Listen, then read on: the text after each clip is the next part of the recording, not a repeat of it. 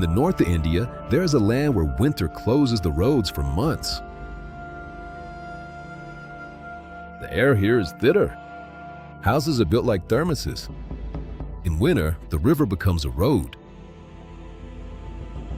This is Ladakh, a region in the north of the country between the Karakoram and the Himalayan ranges. Since 2019, it has been a separate union territory of India.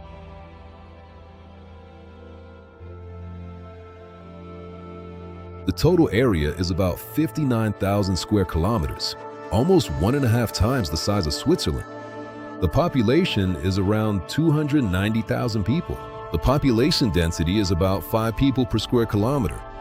That's one of the lowest in India. The average elevation of the territory ranges from 3,000 to 5,000 meters above sea level. The main city, Leh, is located at an altitude of 3,500 meters. There's almost no precipitation here, about 100 millimeters per year. In winter, temperatures drop to minus 30. In summer, it's 25 degrees Celsius during the day and 0 at night.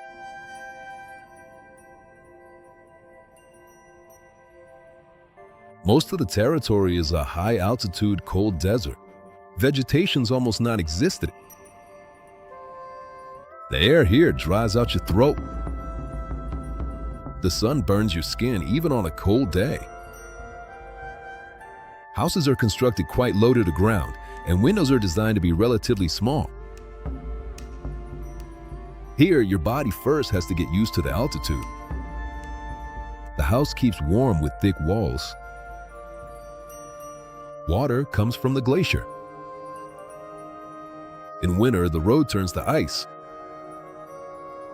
The harvest has to be ready within 4 months. This land challenges the strength of your lungs very first, then your skin, then your precious reserves of water, fuel, and food.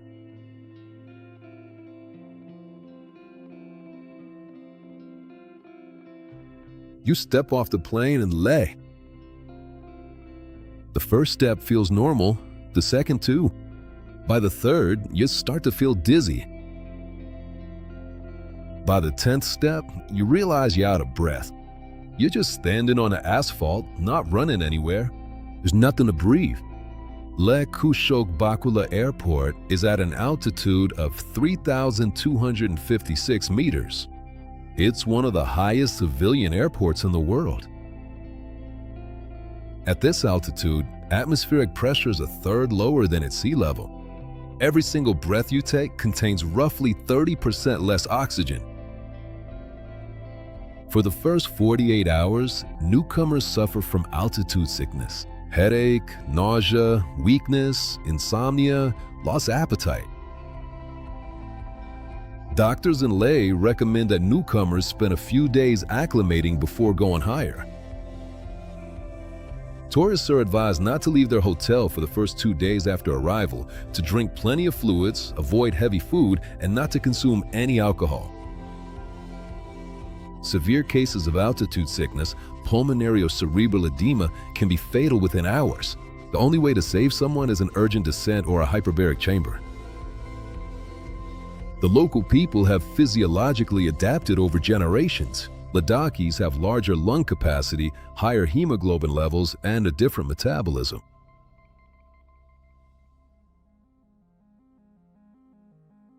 A person born in Leh lives in this air from their very first days. A visitor from the Indian lowlands suffers just as much as a European. Someone from Mumbai struggles to breathe here just like a Swiss tourist. A regular walk on the first day at an altitude of 3,500 meters makes an untrained person's heart rate jump to 120 beats per minute. Climbing the stairs to the second floor feels like a forced march. The first night's sleep is interrupted. The body wakes up several times with the feeling of not getting enough air. That's the standard reaction. By the third or fourth day, the body starts producing more red blood cells. Your pulse settles down, your breathing evens out, and the headache goes away. You have to get used to this land physiologically. Without adaptation, altitude sickness sets in.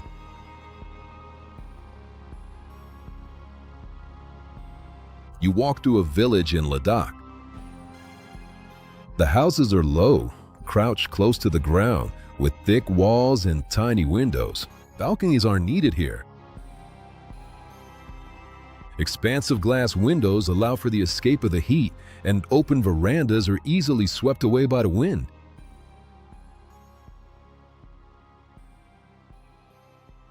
Everything is designed to survive the night when it's -30 outside.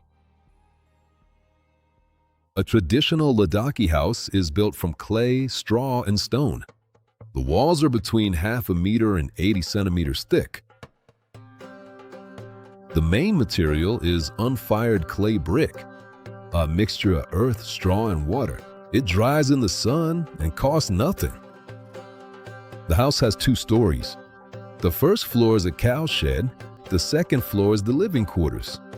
The warmth from the animals below rises up and heats the floor. The roof is flat, covered with a 30 to 40 centimeter layer of earth. It works as insulation. The windows are small, about the size of a book, and face south to get the most sunlight and warmth in winter. There are no windows on the north side, just a solid wall to block the wind. Heating is provided by a stove that burns dung. The fuel is dried yak or cow manure.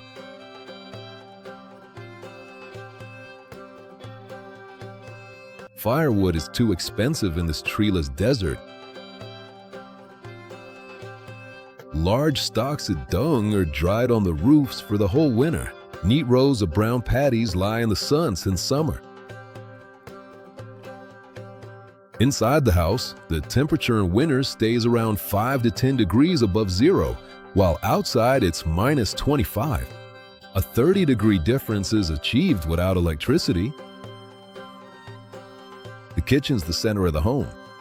The stove runs around the clock, and women, all family members, sleep near the kitchen so they don't freeze at night. The bedrooms are small rooms with thick blankets and yak wool carpets. There is no central heating. The carpets block the cold from the earthen floor. The walls are whitewashed with lime on the inside. The lime reflects light, making the tiny room brighter. Electricity here is expensive, and kerosene is even more costly. The house here works like a thermos. It's the only barrier between life and -30 outside. If the stove goes out, the whole family could freeze overnight. November, the first snow settles on the mountain passes. In just 2 weeks' time, the next passes will close. By the end of December, the entire area is cut off from the rest of India. The land routes are blocked by snow. Communication relies on airplanes and brief weather windows. 2 main highways lead to Ladakh. Both go through passes higher than 4,500 meters. The first is the Manali-Leh Highway, 375 kilometers through Himachal Pradesh state. It passes through the Rohtang, Baralachala, Lachulungla, and Tanglangla passes. The highest point is almost 5,400 meters. The second is the Srinagar-Leh Highway, 424 kilometers through Kashmir. The Zojila Pass is 3,500 meters high.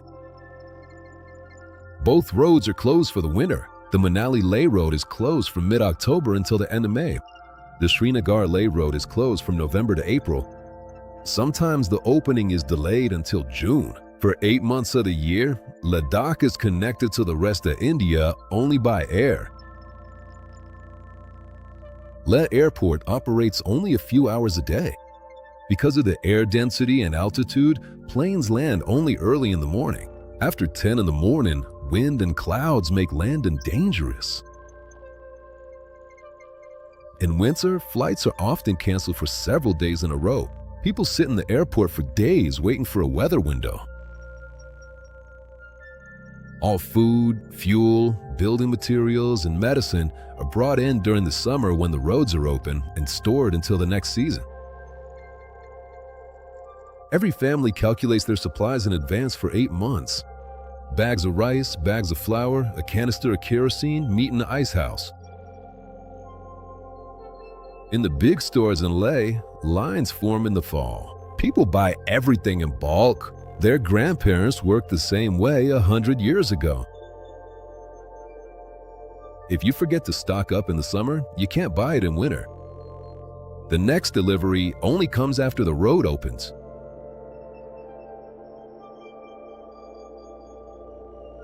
For 8 months of the year, the region lives off summer supplies.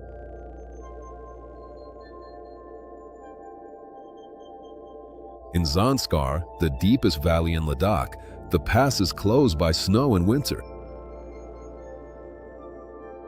There is no airport. A helicopter only comes when the weather's good. The only way out is to walk along the solidly frozen river. People pull on their heavy rubber boots, sling a heavy sack over their shoulder, and trek steadily for 8 days on the ice. The Zanskar Valley is the southern part of Ladakh, surrounded by high mountains. The only summer road through the Peninsula Pass is closed by snow for 7 months. Chadar actually translates to blanket in the spoken local language. That's what they call the sheet of ice that forms on the Zanskar River in winter. The river freezes from December to February. Ice forms in the narrowest parts of the gorge, where in summer a raging stream flows. The width of the river at the crossing points ranges from 5 to 40 meters. The canyon around it has walls up to 500 meters high. The thickness of the ice varies from 20 centimeters to 1.5 meters in different places. You often hear cracking under your feet and can see the slow current beneath the ice. In some sections, the ice is transparent. You step down and see black water flowing just a few centimeters beneath your sole. The full journey from the village upstream to Lek takes 7 to 9 days. People walk on the ice, spending the nights in caves and on ledges. Daytime temperatures along the route are minus 15 to 20 Celsius, and at night it hits minus 35. The wind in the gorge makes it feel even colder. They spend the night in natural caves in the canyon walls, making fires from the rare branches and wood brought by the summer floods. They sleep right on the rocks in woolen sleeping bags. For centuries, salt, barley, wool, medicine, and letters have been transported along the Chadar. This was the winter transport artery of Zanskar. Today, tourist groups are led along the Chadar. Foreigners paid $2,000 for an 8-day trek. Locals still travel on the ice for practical reasons. Sometimes the ice breaks. Crossing requires guides and constant checking of the surface.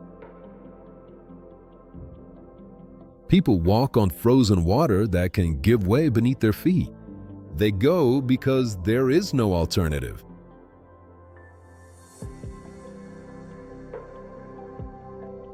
Zanskar is squeezed so tightly between mountain ranges that the road is open only for a short summer.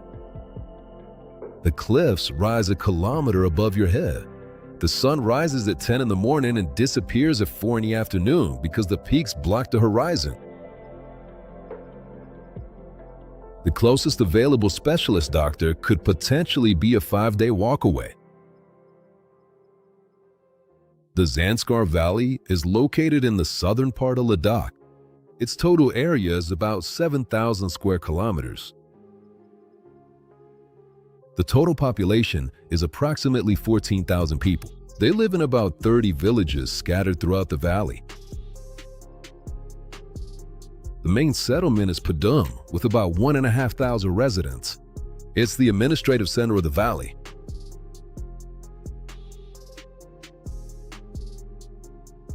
The valley is squeezed between the Zanskar Range to the north and the Himalayan Range to the south. The peaks on either side rise up to 6,500 meters. The only summer road connects Padum with the town of Kargil. 335 kilometers due to Peninsula Pass at an altitude of 4,400 meters. The road is open from June to October. In November, snow closes the pass. The valley is cut off from the world until the next summer. Padum has a hospital, but specialist doctors work only during the summer season. In winter, only a paramedic and nurses remain.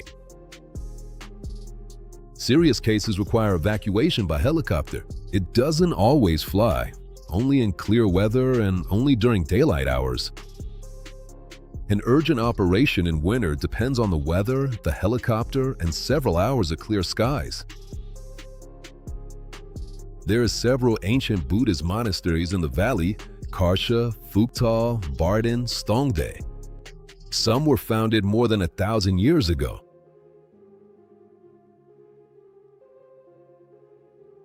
Each village has its own monastery, which serves as a school, aid center, legal council, and spiritual center all at once.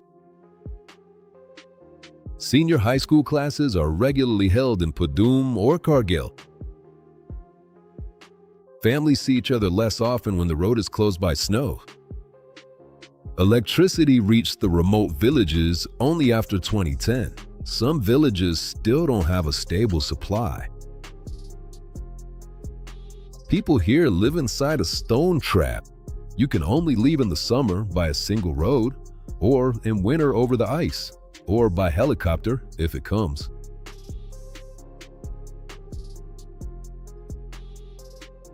It almost never rains here. There are about 100 millimeters of precipitation per year. This is one of the driest inhabited places on the planet. People here have been growing barley, peas, and potatoes for thousands of years. The answer hangs overhead: glaciers. The main source of water is the melting of glaciers during the summer season. From May to September, the glaciers slowly melt, feeding the streams and rivers. There are more than 2,000 glaciers of various sizes in Ladakh. The largest are Drang Drung, Penzila, Pairlungbi, and Kangras. Drang Drung is one of the largest glaciers in Ladakh, stretching about 23 kilometers long. It feeds the Duda River, which in turn flows into the Zanskar River. Every village in Ladakh has its own glacier or snowfield that supplies its water. Below the village, there are terraces with fields. A complex system of channels carries meltwater down the slopes to the fields. The channels are carved into the rock, lined with stones, clay, and wood. These channels are called yura. Each family owns a share of water according to a schedule. One family gets the morning hour, another gets the midday hour. Everything is strictly according to schedule. Water rights are inherited for centuries. Land disputes in Ladakh are usually disputes over water.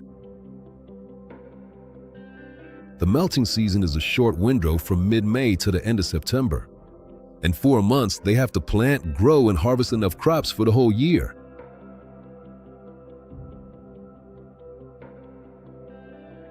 The main crops are barley, locally called naz, peas, buckwheat, and potatoes. In the lower valleys of Nubra, they grow apricots and apples.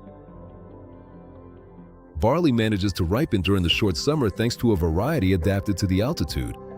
Below 2,500 meters, this variety doesn't grow. Above 4,000, it doesn't have enough time to mature. Because of climate change, the glaciers are retreating.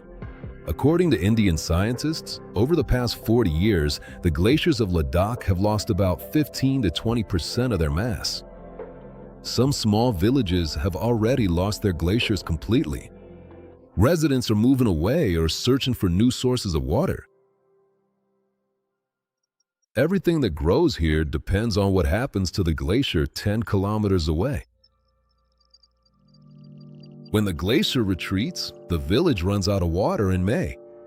Barley needs to be sown specifically in May, but there is no water. An engineer from Ladakh came up with a solution to build artificial glaciers in the shape of cones, like stupas.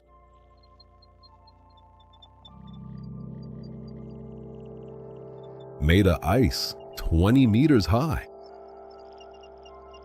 The ice stupas were invented by Ladakhi engineers Sonam Wangchuk in 2013. The idea is based on the shape of a Buddhist stupa, a conical structure. This shape provides the smallest surface area for a large volume. A smaller surface area means less evaporation and melting under the sun. An ice stupa melts more slowly than a horizontal layer of ice of the same volume. The stupas are built in water. Water from mountain streams is piped up to a height of 20 meters. At the outlet, the water freezes and flows down in a thin layer, building up the ice cone. A single stupa 20 meters high can hold up to 1.5 million liters of water in the form of ice. 1.5 million liters is as much as a large village drinks in several months, or as much as is needed to irrigate fields for the entire planting season. The stupa melts slowly, from April to June, precisely when the village needs water for the fields.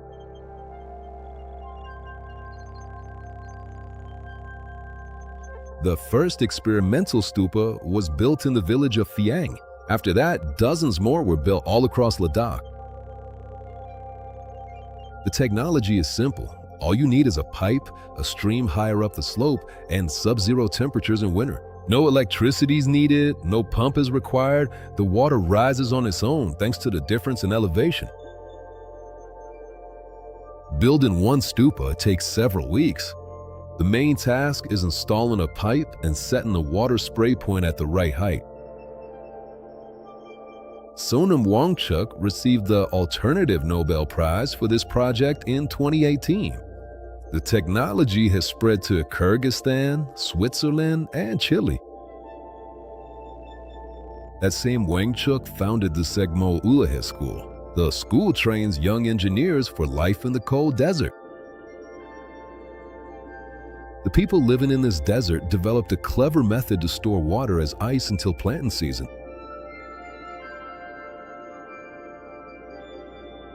You travel across the Kardunla Pass, 5,300 meters high. It's one of the highest passes that cars can drive through. You descend on the other side and suddenly find yourself in a vast desert with rolling sand dunes and majestic two-humped camels. All it is at an altitude of 3,000 meters surrounded by snowy peaks. The Nubra Valley is the northern part of Ladakh at the foot of the Karakoram range. The valley sits at about 3,000 meters, which is lower than Leh. The lower altitude means the air is more. Nubra is called the Valley of Flowers. Apricots, apples, and greens grow here. In the rest of Ladakh, fruit is a rare luxury. In the valley, there are sand dunes near the village of Hundar, a real desert in the middle of the Himalayas. The dunes reach up to 30 meters high. Bactrian camels with two humps walk across the dunes in Nubra. They're descendants of caravan camels that worked for centuries along the Silk Road routes. The Bactrian camel is different from the single-hump dromedary that people are used to seeing in the Middle East. It has two humps and thicker fur.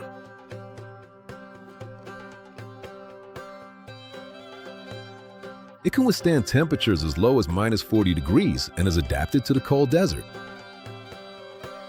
Today, camels are used for tourist rides. In the past, they transported goods from Central Asia through the Karakoram Pass into India. For hundreds of years, these routes carried silk from China, lapis lazuli from Afghanistan, tea from Tibet, and spices and cotton from India. Nubra is situated very near the sensitive mountain borders, so a number of the roads and routes are strictly monitored and controlled by the government. For the locals, this means permits, checkpoints, and dependence on a single high mountain road. Nubra is connected to the outside world via the Kardunla Pass. The road is open from May to October. In winter, the valley's cut off from Leh, so people have to fly or wait for the pass to reopen. One valley is at once glaciers, desert, green fields, and double-humped camels. Geography here follows its own rules.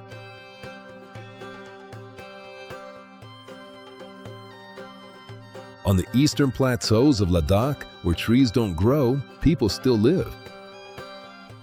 On the Changtang Plateau, traditional nomadic families live year-round in hand-woven tents made of goat hair, with herds of yaks, sheep, and unique breeds of goats. Scarves made from the wool of these goats are later sold in Paris for $2,000. The Changpa are nomads of eastern Ladakh, living on the Changtong Plateau at altitudes ranging from 4.5 to 5,000 meters.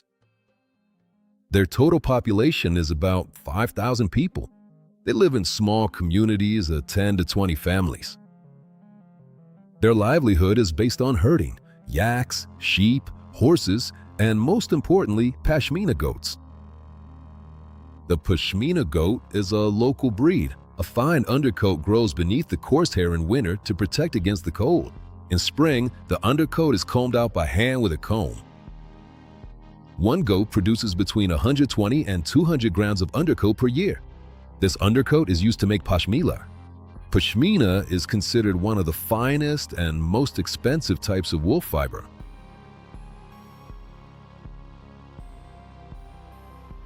The fiber thickness ranges from 12 to 16 microns, which is 4 to 5 times thinner than the human hair. Pashmina is spun by hand in Kashmir and woven into shawls and scarves. Finished products are sold around the world at prices ranging from $500 to several $1,000s.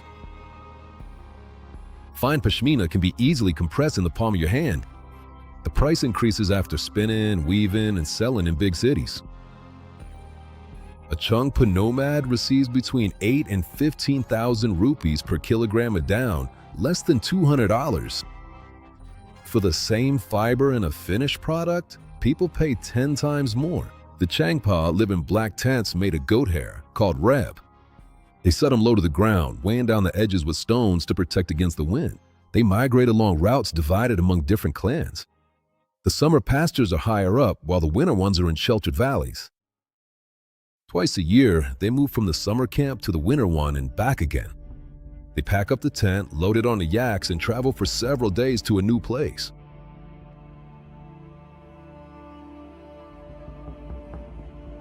Some of the younger Changpa leave for the cities. The work is hard and the income is small. A smartphone in their pocket shows them a different life. People in one of the most extreme places on the planet produce one of the most expensive fabrics in the world.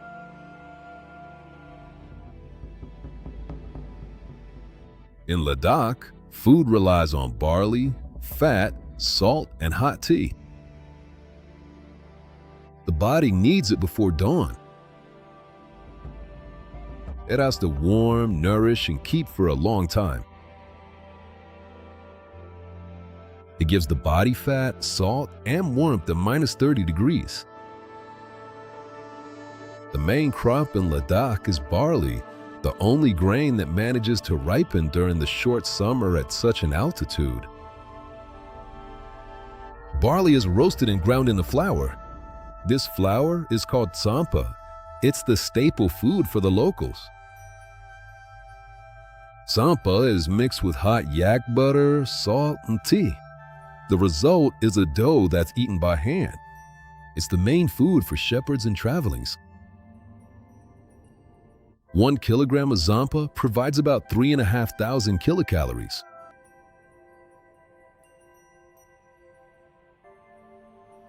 That's enough to get you through a day on the high plateau with physical exertion. The national drink is gurgur, salty butter tea. It's made from Tibetan brick tea, salt, yak butter, and milk. 1 liter of gurgur contains up to 3 spoonfuls of butter and provides about 700 kilocalories. In the cold and at high altitudes, it's fuel for the body. People drink 10 to 15 bowls of gurgur a day. Every home has a special wooden vessel for churning tea with butter. It works manually, looks like a small butter churn. Meat is eaten rarely, save for the winter. The main types are goat, lamb, and yak. They dry it for storage, cut it into strips, and hang it out in the wind. Dried yak meat is called shakan. It's hard as a rock and can be stored for years. Before eating, it's soaked in hot water. Vegetables are almost absent from the traditional diet. Fresh vegetables and fruits appear in the summer season, then are dried for the winter. In summer, Ladakhi housewives hang sliced tomatoes, zucchini, and greens on ropes to dry. By winter, they have a dried supply that lasts for several months. Thukpa is a noodle soup with vegetables and meat. Momo are dumplings with a filling of yak or goat meat. Both dishes came from Tibetan cuisine. Momo are eaten with your fingers, dipping them into a spicy chutney sauce. One person can eat 15 to 20 pieces at a time. Every spoonful of butter is fuel for the body when it's minus 30 degrees. You see them all over Ladakh. White buildings on the tops of cliffs rise up the slopes and steps. Some of them have stood here for centuries. A monastery in Ladakh serves as the center of the village. This is where chronicles are kept, disputes are settled, and residents are taught. Thick walls and small windows keep the warmth in, just like in regular houses.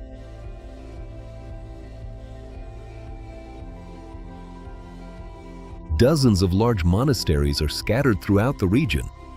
Some were founded more than 1,000 years ago.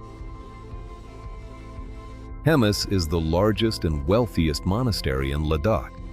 It was founded in 1672. It's hidden in a narrow side valley. Thick walls, small doors, deep corridors. Hemis houses the largest collection of Thankas, Buddhist scroll icons in the region. Some of these scrolls are over 500 years old. Tiksi is a monastery on a hill above the Indus Valley. Its 12 stories of white buildings, rising step by step to the top, are often compared to the Potala in Tibet. In the main temple of Tiksi, a 15-meter-tall statue of Maitreya Buddha occupies 2 floors. It took 5 years to build. Lamayuro is considered one of the oldest monasteries in Ladakh. It was founded in the 11th century. It stands amid a lunar landscape. That's what they call the eroded clay formations around it, which resemble the surface of the moon.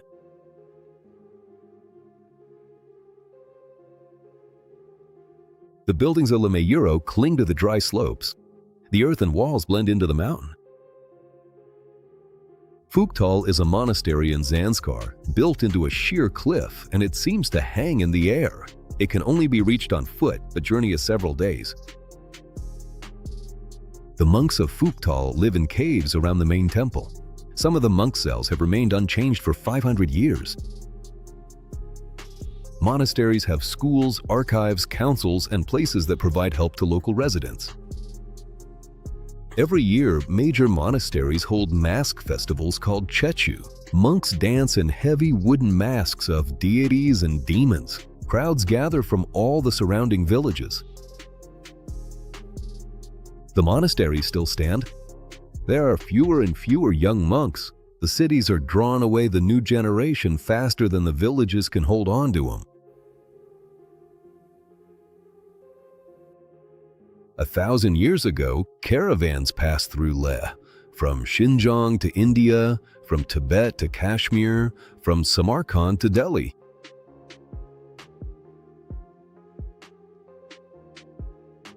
Common salt, fine wool, tea, raw silk, silver, and precious lapis lazuli.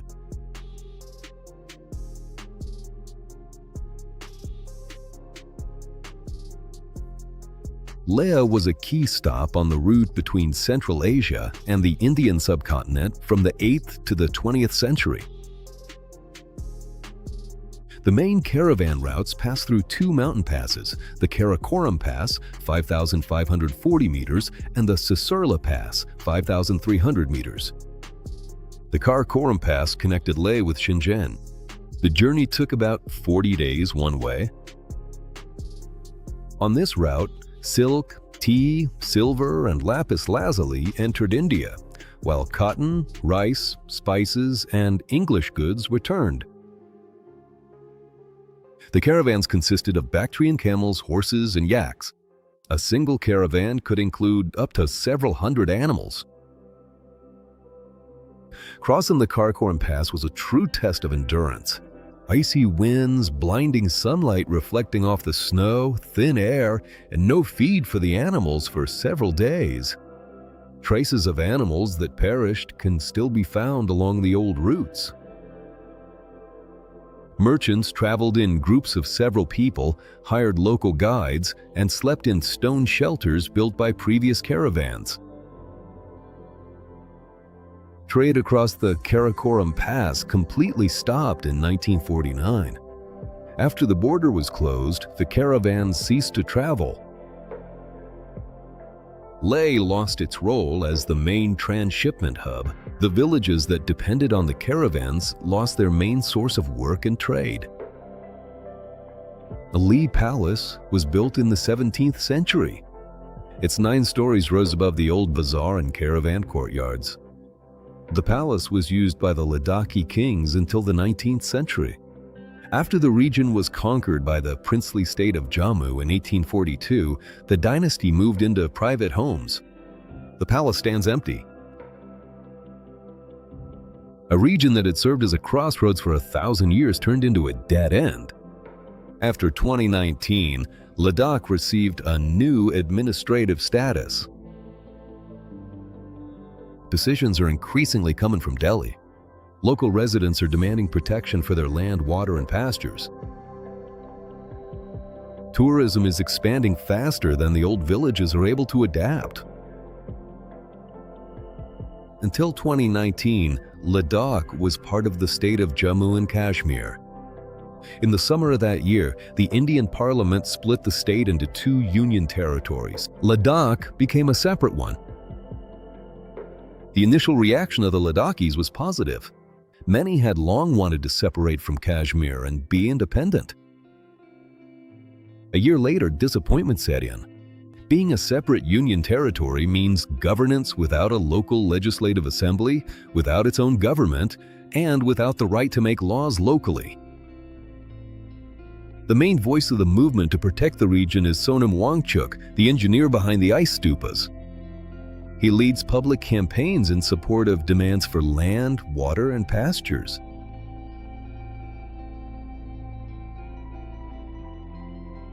Tourism in Ladakh has surged dramatically. From a rare trickle of several tens of thousands, it has turned into hundreds of thousands of people per year.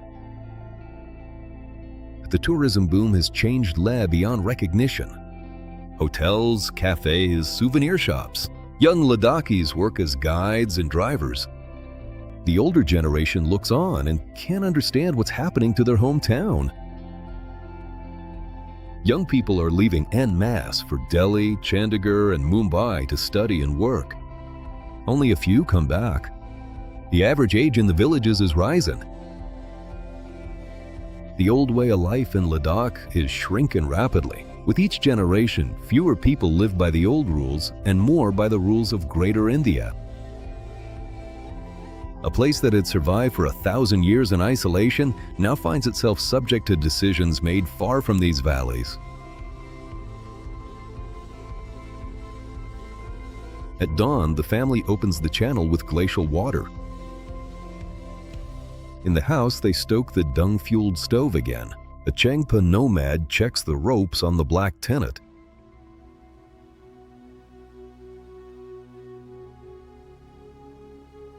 On the Chadar, the guide listens to the crackling of ice beneath his feet. Ladakh endures because of these actions. Water comes from the ice. The house holds warmth within its walls. The road opens only for the season. Ladakh's main resource is its isolation. It closed off the mountain passes, preserved the routes, kept homes, food, monasteries, and nomadic camps in their old ways. Today, that isolation is disappearing. The airport is expanding and the roads are kept open for longer. Hundreds of thousands of tourists come here.